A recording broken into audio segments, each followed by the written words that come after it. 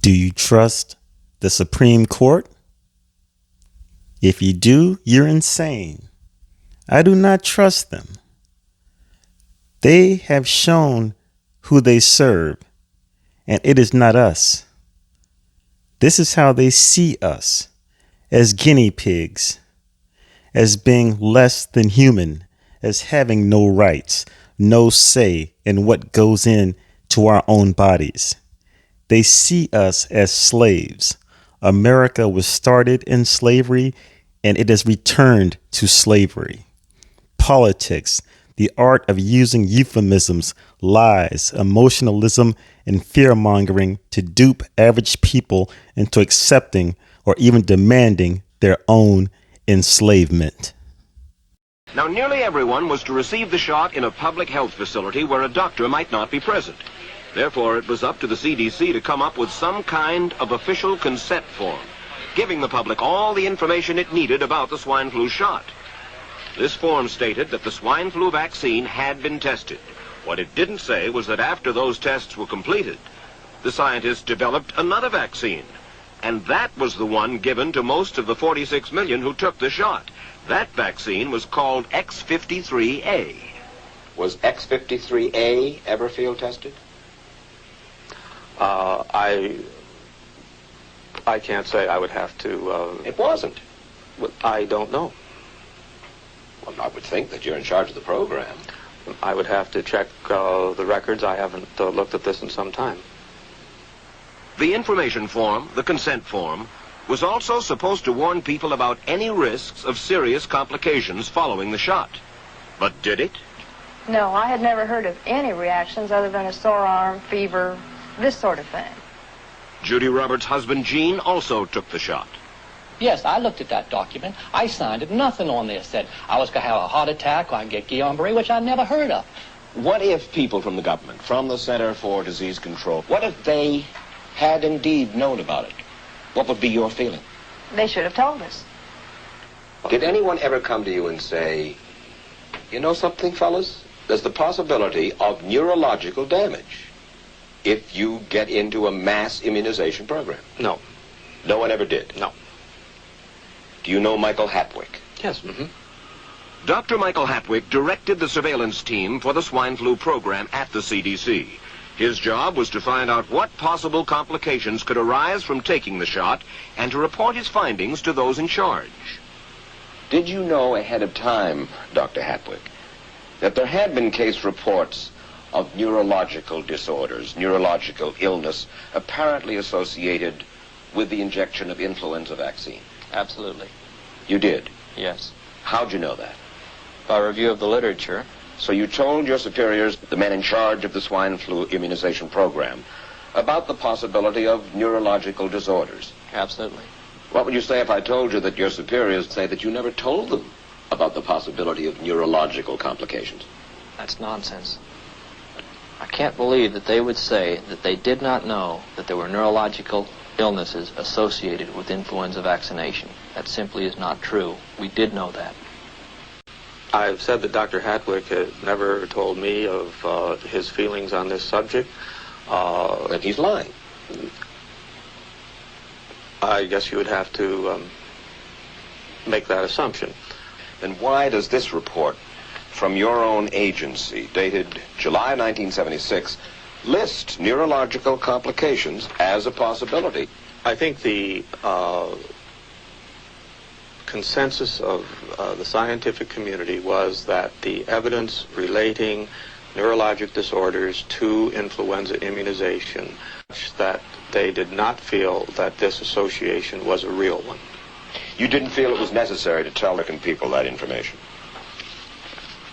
I think that over the years we have tried to inform the American people as fully as possible. As part of informing Americans about the swine flu threat, Dr. Sensor's CDC also helped create the advertising to get the public to take the shot. Let me read to you from one of your own agency's memos planning the campaign to urge Americans to take the shot. The swine flu vaccine has been taken by many important persons, he wrote.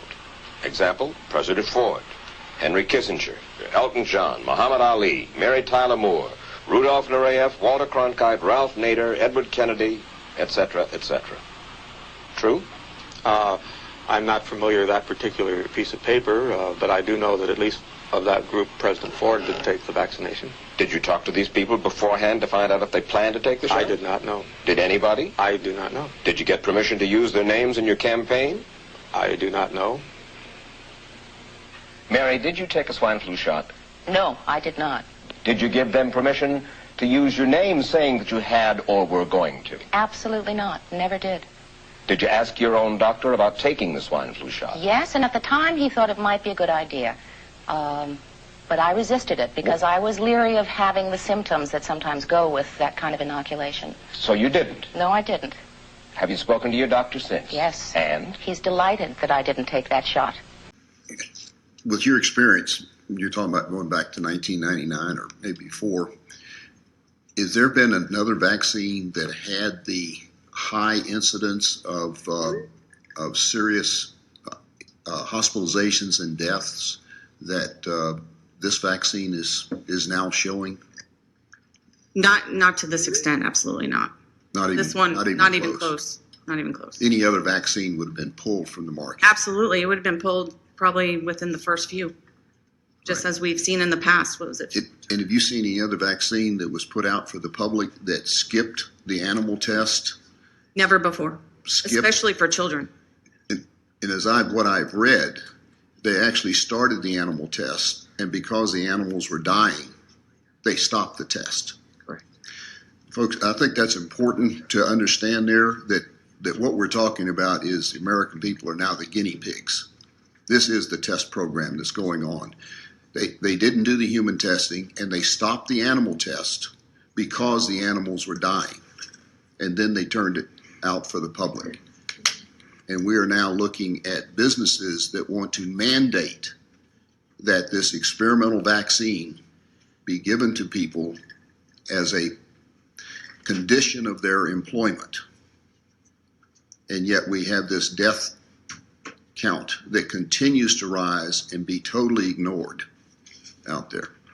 So, do you agree with what I was saying, Absolutely. Doctor? Okay. Thank you very much. Appreciate you and your work. I say medical science is a fraud, an organized system of ignorance. I say medical science is a conspiracy, a premeditated idiocy. An army of know-nothing, hair-splitting, fee-splitting specialists is at war with an army of ailments, and the ailments bloom, and the specialists prosper, and the patients die, right, unless kept alive at the point of a gun.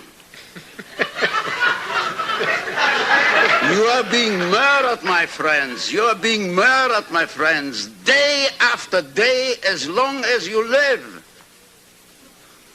Don't ask me for whom the grave is dug. It's dug for you. Vanessa Gelman, I'm a reporter with Project Veritas. Vanessa Gelman, who works in Washington, D.C., is Senior Director of Worldwide Research. From Vanessa Gelman. From the perspective of corporate affairs, we want to avoid having the information on the fetal cell lines floating out there. We believe that the risk of communicating this right now outweighs any potential benefit that we could see, particularly with general members of the public who may take this information and use it in ways we may not want it out there. Why did you send emails telling Pfizer employees not to report that you guys were using fetal cell lining, Miss? What else are you hiding from the public? Miss, what else are you hiding from the public? The public needs to know. Well, there you have it. We wanted to ask her a few questions. She broke out into a sprint. We really think that the public needs to know about the fetal cell lining emails. And we tried to get a comment. She ran. Sometimes they don't want to answer for the fraud that they're committing or the corruption that's going on. We try our best, and the really only question now is who's next. So if it's going to be used, it's better to focus on those groups who have risk of severe disease and death, rather than, as we see, some countries are using to give boosters to kill children, which is not right. Oh, I say it again, you've been had. You've been took. You've been hoodwinked, bamboozled, led astray, run amok. This is what he does.